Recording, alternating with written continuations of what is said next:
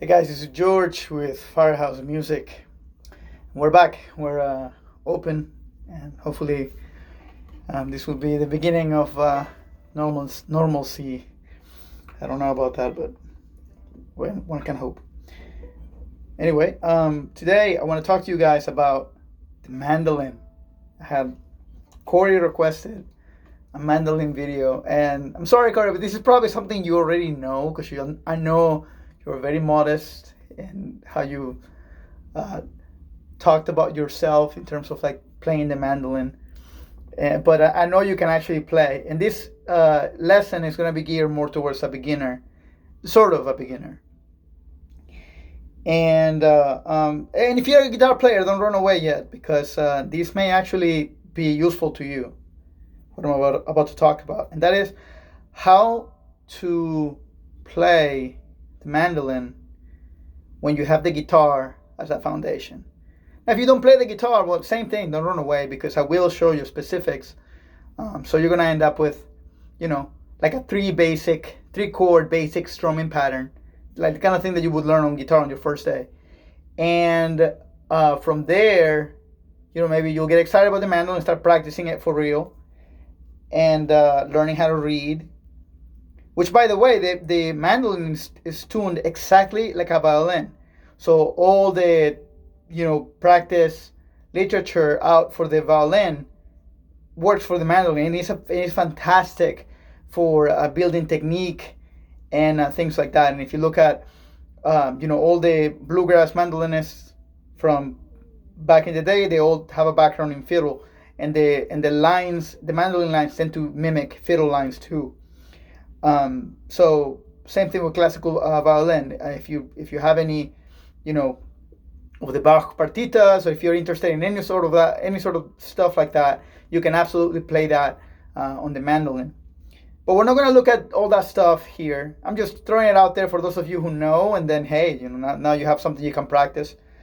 So what I want to talk about here is how do we translate what we know about the guitar? Because one of the most difficult things that we have here is trying to figure out how do we take the knowledge that we have already for guitar and put it onto a new instrument. Same thing, with the, and you can't see it here, but I have a banjo in here and a bass over there. So practice time is precious, and it's difficult when you're practicing something on your primary instrument, and then you're picking up a new instrument, and if you have to practice it all over again, like and nothing transfers, well, that means that it's a giant time investment. And at least for me, I have to work very hard to be any good. So I don't have the time to practice each instrument, in a dedicated kind of way. But I teach, so I need to be proficient, and I need to have the variety. So how do we make all those things work? Well, we have certain things like what I'm about to talk about here. For instance, let's say you're a beginner guitarist student, and you know your basic open chords. If we look at the mandolin and we look at the guitar, the mandolin is tuned in fifths, right? So our tuning is going to be just like a violin. It's going to be G, D, E, and A. Was that right? G, D, A, E. Sorry, I swapped those two. I got thinking to guitar. So G, D, A, E. Right. And if we go upside down, if we go E, A, D, G, that's the exact same tuning as the guitar going from low to high, right? Sure, or the bass, right? So we have E, A, D, G.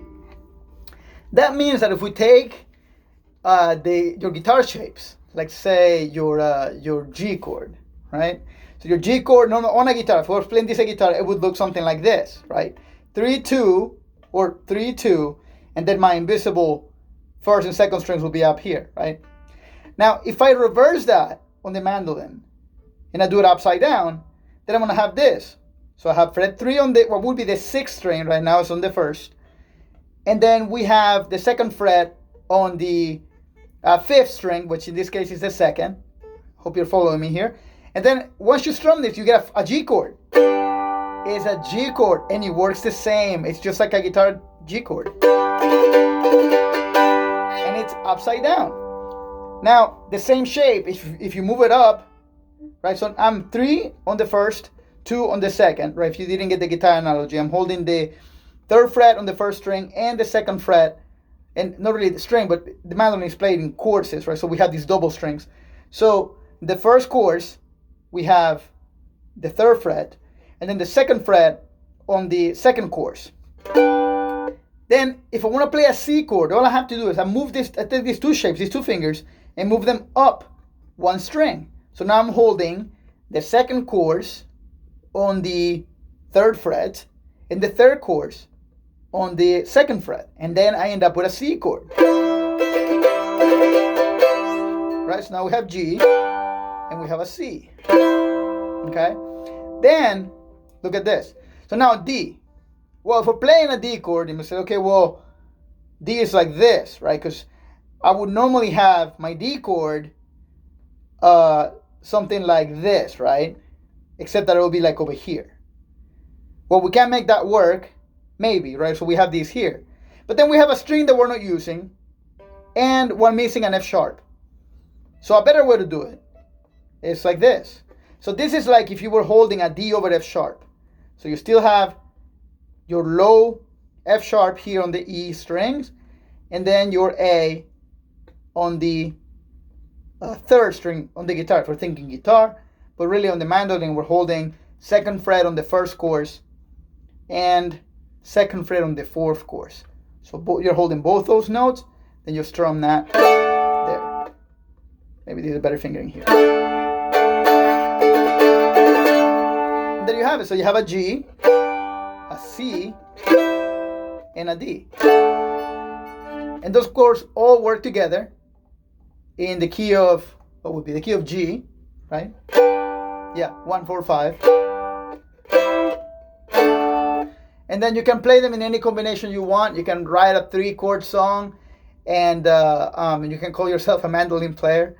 And if you want to learn the instrument for real, right? There's nothing wrong with this, by the way. You can learn chords and have fun with it, and then continue to translate guitar chords onto the mandolin. That's a fantastic way to explore the instrument. But eventually, you're going to want to have some freedom to improvise and to play and do something a little bit more than just like strum around. And that's when studying the notes and looking at the violin literature. I've looked at a couple of mandolin methods out there, and they're okay. I still think the best way to learn is find a qualified teacher. But if you don't have access to one, then definitely look at some of the technique builders from violin, and you'll get everything except for the chord stuff. And then when it comes to playing chords, then you can look at some of the guitar voicings and things like how things are built, and then you can translate that to the mandolin. And that's a great way to make sure that the skills that you're practicing on your guitar transfer onto a different instrument, like in this case, the mandolin. So take it out there, have fun, and I'll see you guys next time.